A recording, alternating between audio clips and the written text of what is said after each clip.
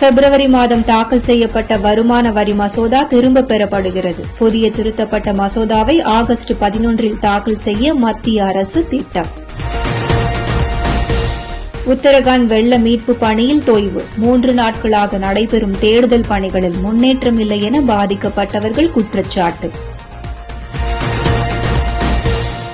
2024ஆம் ஆண்டு மட்டும் குடியுரிமையை துறந்த இந்தியர்கள் 2 லட்சம் பேர். மத்திய அரசு தகவல். பாதுகாப்பு காரணங்களுக்காக விமான பயணங்களில் பவர் வங்கி சாதனங்களை எடுத்துச் செல்ல தடை. எமிரேட்ஸ் ஏர்லைன்ஸ் அறிவிப்பு.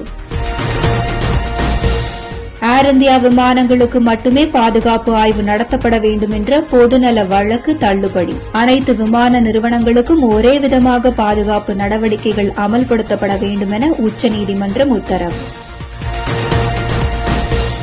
சீனாவின் கன்சு மாகாணத்தில் கனமழை வெள்ளம் நிலச்சரிவில் சிக்கி 10 பேர் பலி, 33 பேர் மாயம். மீட்பு பணிகள் தீவிரம்.